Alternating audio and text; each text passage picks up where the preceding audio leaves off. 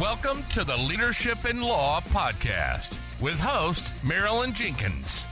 Cut through the noise, get actionable insights and inspiring stories delivered straight to your ears. Your ultimate podcast for navigating the ever-changing world of law firm ownership.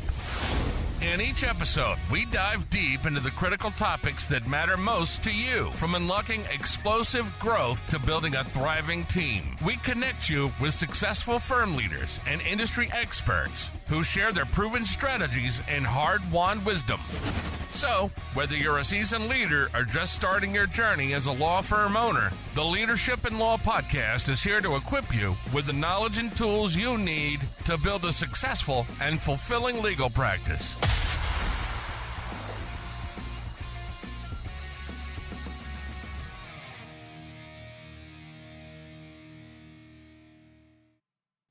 Welcome to another episode of the Leadership in Law podcast. I'm your host, Marilyn Jenkins.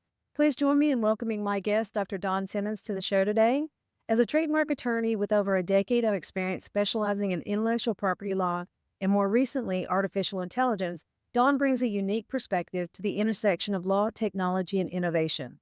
His work focuses on helping businesses from startups to industry leaders navigate the complex legal landscape of IP and AI. Whether it's protecting AI-generated innovations, addressing trademark challenges in an algorithm-driven world, or exploring the ethical implications of AI and creativity, he's dedicated his career to making these intricate topics accessible and actionable for non-legal audiences. I'm excited to have you here, Don. Welcome. Thank you, Marilyn. Very happy to be here. Thanks. That's great. You had mentioned in our pre-interview that you had access to OpenAI way before it was ChatGPT. You had early access. Tell us a little bit about that. That sounds super exciting, knowing what's come out already. Well, yeah, just by curiosity, I should say, I happened to stumble on OpenAI. They did have ChatGPT, but the version they had, I think, was like GPT-2 or something like that. The version that everyone was writing about was that September, I think, of the year that was released. ChatGPT. But I was there basically because I had curiosity and an idea in AI and AI, just using AI for law. And so I had basically opened an account for those who were developers are interested in developing. So he submitted my application because they had to approve here. Then I got approval and they had, and basically did not take for a few months. And because I was so busy, but then GPT came up, I was reading about it, and I already had access to our API, I had computer access, you was able to actually use it. And of course, it's amazing. Fantastic. Yeah. Everybody, I think, is dabbling in it a little bit. I know a lot of people that are using it on a daily basis, or at least a version, whether it's Claude or Gemini or ChatGPT, and of course, DeepSeek now. And it does bring up some questions. You know, we're creating content, whether it's articles or, just helping answer questions, but some people are doing creative stuff like videos and audios, images. Who owns the rights to AI-generated content? Currently, the big question. Right now, still rests with the creator of the AI. There isn't any clear legislation that says AI would be able to own its own creation. And there's a good reason for that. How would we determine the AI knew or has the intent to do something with the actual event? The IP that it creates. Not alive. It's not independent. And so I equate it to some degree like a child being able to create their own artwork and all that. Although the child is alive and it doesn't have intent, it doesn't have the ability to transactions as an adult. And that's the quality of interaction that you would need in order to give that child the right over its arts. And that's why they generally have to wait until a certain age when they're able to use their art in a certain way. They're going to, until then, the parents that basically run And I think for AI, it would basically kind of continuing that way in that the creator is the one that Russia. Now, at some point, there might be AI that is independent and decide what wants to do and how. And so that point, when we cross that bridge, then we can make a decision on that. Yeah, so I agree. I consider it a tool that it's doing things on my prompts. I'm telling it what I want, and it's creating that stuff. So I see it as a tool, so that what it's creating or giving me is something that I created.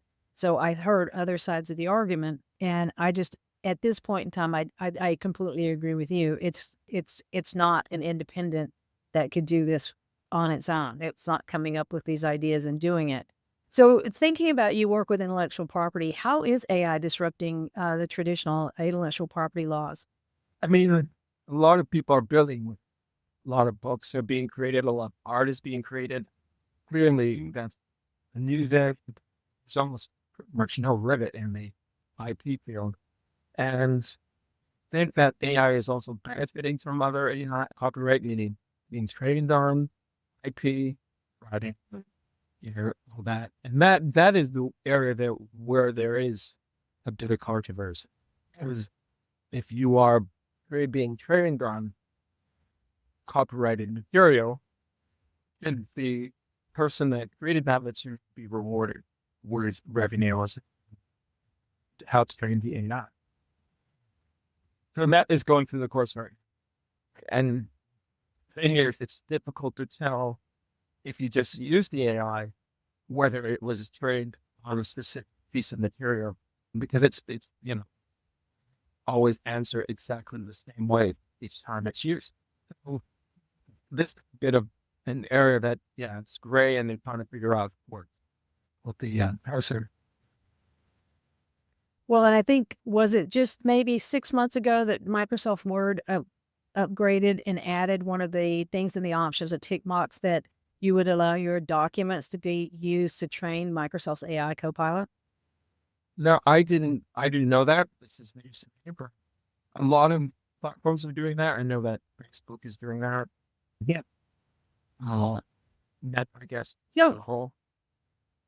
Yeah, I think some you have control over. Meta maybe not, but I think if I'm writing documents, I use Word to format the books that I write. So do you want your creation, maybe before you publish it, to be available to train AI? My answer is no. So I quickly turn that off. But, so it is an interesting time to be in. I absolutely agree. Now, if you're, thinking about a small business, a law firm doing some branding or working on that sort of thing, how do you protect your brand in these days with, algorithms and automation and all these kinds of things? When you say how do you protect your brand at the client to somebody as a client who has a trademark brand, or what? Well, say, yeah. So I've trademarked. So I've got a trademark of Law Marketing Zone. So is there some way that I might have that trademark might be endangered because of, I don't know. I mean, automations, algorithms, AI. What is it training on? Do we need to watch for that? And Well, it's a good question. Here it's really hard to sort of trace how it's being trained. It's really difficult to use. And then, how is the AI using the training data if it was sponsored an inquiry or question? If there's anything I could say is that, all right, you have a trademark. Is it registered somewhere, like in the U.S., Canada, whatever country you might use to provide services or goods? That's like your first step. At least do that. Okay. And then anything else, that's a little more. Especially when it comes to AI, it's hard to determine where an AI is infringing on your trademark. It's like written on the website and you're seeing your trademark there. Okay, there's one clear issue, but responding to a question and then it uses your trademark. How is it using? Is it just responding to your question, or is it, it's trying to brand something and use your trademark in that branding process? That's where you have to sort of investigate and see if it's something to be compensated. Okay. So, and I guess, and when you're thinking about we're using ChatGPT or any of the AI, I'm assuming we built a GPT, but it's an agent on any other platform, right? So some people are building agents to manage part of their business or part of their workflow. We created a GPT for immigration attorneys that basically has all the immigration law up to date as well, and can answer in various languages, and that works incredibly well. You built one for yourself, right? But you added a layer of software on top. Can you talk about that a little bit? Sure thing. And we actually, it's funny you should mention that had your GPT referred to a specific database as soon on case law, so that when it was spawned, or at least notes the legislation. In my situation, I was in trademark law responsive to what we call office actions. This is when the government organization sends you a response saying, "Oh, you applied for a trademark, we've refused it," and and usually it's because of confusion, meaning there's a registered trademark, or your trademark is descriptive of an goods, and thus we must refuse that. We would then receive this office action, and then as long as the client approved, I would draft a response. It would take usually a day and a half to draft, and then send it in as a response, hoping that the would approve or the examining attorney would approve the response. However, after many years of doing this, even when I was able to obtain some templates to make things easier, the time was still, at least today, is more, and or how many issues. I needed to cut it down to much less because I was losing. Just say I needed to have more time to do other things, and didn't have enough time to complete these office actions, which I was just receiving quite a few of, and really do it effectively. So what happened was, all right, I had access to ChatGPT, I have access to the API. What can I come up with? And it took me about 3 months to create this layer algorithms where that basically used ChatGPT to respond to office action, but it would do it in a way that was formulaic, and provide a draft that was one that most attorneys would have thought useful, meaning this is what they would normally argue when they were responding to an office. The idea was create a form, fill in the information, the question that would help the GPT answer. The GPT would respond by all referring to case law that we created in a database, similar to what you have. The database that addresses the issue of making up case law, which GPT used to us, and we didn't want that. And thus, when we created our own database, which is regular, the GPT would provide arguments, refer to case law that is legitimate, and then send it to us. And it would do this within 5 minutes. So what would take a day, maybe a day and a half, and is now done to basically 5 minutes, depending on how long you took them and the answers. And usually alarm could take you at 20 minutes. Some people learn. So the idea was, now we have something that used to take hours, now it takes only minutes. And it is just as good as an original attorney. Usually, in fact, I feel it's better, but there are less errors, spelling and grammatical. And we've actually assessed my writing before GPT, the ones that I submitted before versus the ones I submitted after. The GPT is as good, if not better, than what I've already done. So in terms of the amount of submissions, registration accrual. So we're really happy with it. It's called Bron AI, Bron, BRON-AI.com. And we are now catering to U.S. attorneys, UK, EU attorneys. Fantastic. We'll make sure that link is in the show notes as well. That's great. So what you've done is in what I've read and spoken to other attorneys about is they built something that does a good or better job with a lot less time so they can do a better representation with their clients. That's fantastic. And now you've expanded from the EU market into the US and the Canadian market. Now, are you having it like recite the case law so you can confirm that, yes, it's correct, or whatever cases it's referring to? Because I spoke with some other people that are doing that. So whenever they're running, whether it's an opinion or whatever, they're having it cite that so they can confirm that these are actual real cases instead of like that. What was it last year? The brief came out that had cases that didn't exist. Yeah, and that was, I mean, everyone that was excited about ChatGPT, I was, using it as much, and the attorney would use it just to see. But yeah, the hallucinations, or we call it, the fake case law that was rampant, caused a lot of problems, especially for lawyers that were using it, courthouse, wherever they decided to. And we, there was no way we were going to try to Central BT. What it does is it references our database of Facebook. And Okay.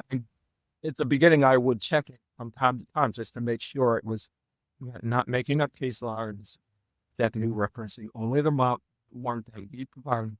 And it didn't. It never went beyond. Always reference the case law. Okay, so you're making the guardrails. You're giving it the database to make sure it doesn't. Okay, that's a good way of doing it. Keeping it within the rails.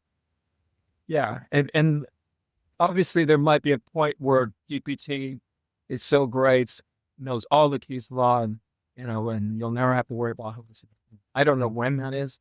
Could be years. Who knows? But until that point, I'm always going to make sure that it references our own database, our databases regularly, and the best we can. Or good point. Excellent. Have you tried or tested out any of the other AI platforms? Yes. So, I mean, there's quite so many. Or There are now, yes. now you basically, I don't think you can go wrong. But yeah, I've been trying ChatGPT, of course, DeepSeek. Here's a new one by, they use Claude. I've Llama models. I've used Perplexity, which is actually using ChatGPT or DeepSeek. I've used the new Alibaba model. I can't remember. So I've used them all, and they all have their own style, their own way of responding. And that's interesting. I'm learning which one is better for what. And for code creation, and it's a learning process right now. I don't know. Have you used, I mean, I think you said you used a couple of Yeah, we built obviously the GPT through ChatGPT. I've used Claude for writing, Gemini for writing, especially if you're writing about Google products or something, or getting ideas, writing outlines, that sort of thing. And recently I found 1minute.ai or 1minuteai.com. I think it's 1min.ai. Anyway, I have to look. It's interesting in that it references you like a desk. So say you are a social media person, then you need to have writing and social media posts and that sort of thing. It takes and access all the different AI platforms in a drop-down box for a particular task. So it's the software over it, but it has access to all these different ones. And I'm telling you, once it updates, I had no idea. Like you said, there's so many tools. I haven't played with the Llama or the Alibaba one, but Gemini, Claude, and ChatGPT and DeepSeek are the ones that I typically spend my time on. And so it's been a real interesting to play with that. I got the lifetime deal way back, I think in December, Black Friday or something like that, Cyber Monday. And it's just been a very interesting tool to be able to see some of the other platforms and compare. I'll use the same prompt on a different one just to see what comes up. And speaking of prompts, obviously, to get the good results, you want to have a good prompt. How do you handle improving your prompts or helping people improve their prompting? What I've found is that, and this might be strange for certain, the next high-level paid position of career is actually for somebody who had an English language at a degree level, because prompting prompt engineering is really about being able to use your language or be English or any other language. But the idea is to know the language so well that when you're speaking to the AI responds according to what you would like the response that you want. And a lot of people make this error and they think, oh, it's so hard to use and it's not giving me the answer I need. I would say, if you're going to get better at your English. That's right. But and being in law, you know that the words mean things in law, like they're not trivial. They won't change the contract. They will change so many things if you use the wrong word in the wrong way and common. All these things that have an effect. The GPT is linear, but still really benefits to have great language you're using it. And I think that was already beneficial to me, meaning because I in law, I knew about words and how to use them. And so it would be hard for me to say, well, just do this and you'll be fine because I already had an advantage. The best way to approach it might be to ask GPT to help you answer a question by asking it to give you the prompt. And I started to, that's one thing I've heard about is people saying, these are the things I'm looking for. Give me a prompt to ask you that. Yeah. It's sort of doing it backwards, but it works. Yeah. Now, have you found that it's also, you get better results? And I found this, but I'm just curious of what other people are doing. If you tell it what you want it to act as. So if I'm looking to do something that's marketing or copywriting or, whatever it happens to be, if I tell it to be an expert of that in the voice of, say, Dan Kennedy or, thinking of a Zig Ziglar, salesperson or marketing. So I'm giving it a voice. Then it turns around and gives me the answer based on what I'm looking for more. Do you find that you do the same thing, or is that something that you'd recommend as well?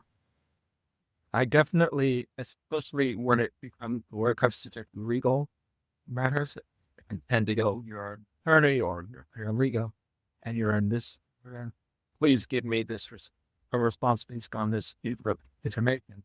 And it does provide a response than if you just ask the question. The context helps. It really does. Yeah. Yeah. And it's a completely different answer than if you just ask a question. So that's very interesting. Well, in your opinion, what do you think is the future of IP law when you're looking at as AI continues to disrupt industries? I think IP has been the most valuable, although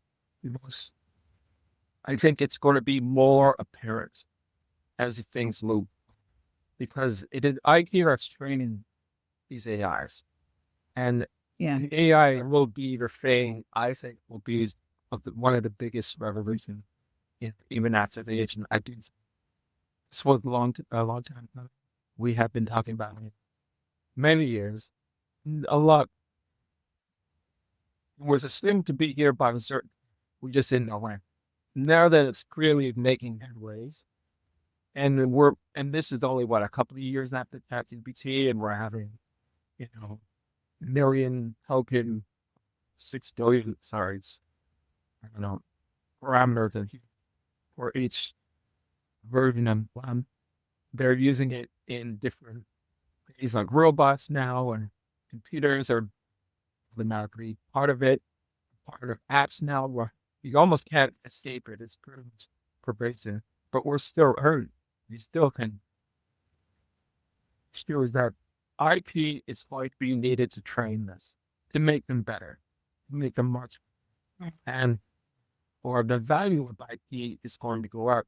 And what's going on is that people are using AI to create things like doing that right order.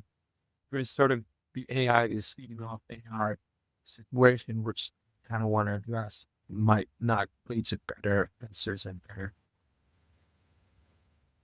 Now, looking and I want to be respectful of your time, but I wanted to ask about DeepSeek.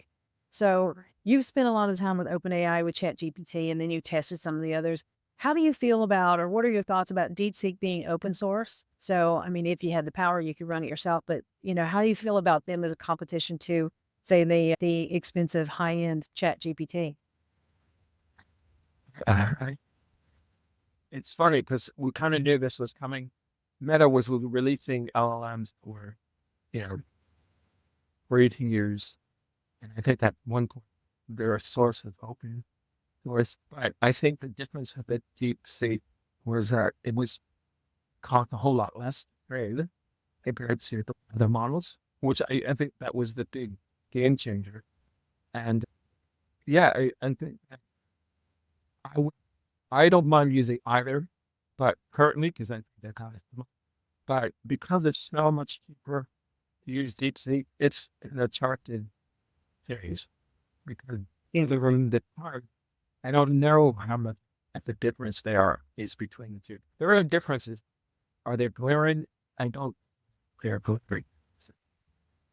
Now, I've tested, like I said, the same prompt on both. Now, Gemini and Claude are different, but between ChatGPT and DeepSeek, and got extremely similar results. So I'm not seeing a big difference, but I think it might be a little bit genius to release, DeepSeek is free, and just imagine how much training it's getting across the globe right now, because so many people are diving in deep because it is, free and then open source. So very interesting. So, well, this has been quite interesting. Yeah, I agree. I'm sorry, go ahead. Right, I hope it's the open source will allow others to jump into the market. I think it's just going to allow more players, which is usually benefit for the consumer. Yeah. True.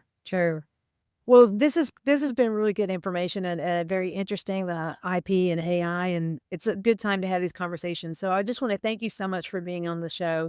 I know that the listeners might want to reach out to you and, of course, talk to you about Braun. How can they reach out to you and connect with you?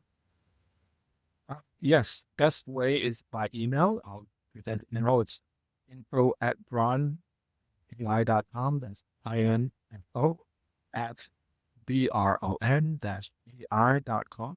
And they can send me any inquiry, and I was fine.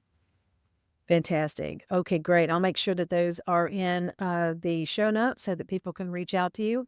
And again, thank you so much for your time. This has been a really great conversation. I really appreciate that. Thank you, Marilyn. I hope to speak here. And yes, I had a great thing. Thanks for joining me today for this episode. As we wrap up, I'd love for you to do two things. First, subscribe to this podcast so you don't miss an episode. And if you find value here, I'd love it if you would rate it and review it. That really does make a difference in helping other people to discover this podcast. Second, you can connect with me on LinkedIn to keep up with what I'm currently learning and thinking about. And if you're ready to take the next step with a digital strategist to help you grow your law firm, I'd be honored to help you. Just go to lawmarketingzone.com to book a call with me. Stay tuned for our next episode next week. Until then, as always, thanks for listening to Leadership in Law Podcast, and be sure to subscribe wherever you listen to podcasts so you don't miss the next episode. Thanks for joining us on another episode of the Leadership in Law Podcast. Remember, you're not alone on this journey. There's a whole community of law firm owners out there facing similar challenges and striving for the same success. Head over to our website at lawmarketingzone.com. From there, connect with other listeners, access valuable resources, and stay up to date on the latest episodes. Don't forget to subscribe and leave us a review on your favorite podcast platform. Until next time, keep leading with vision and keep growing your firm.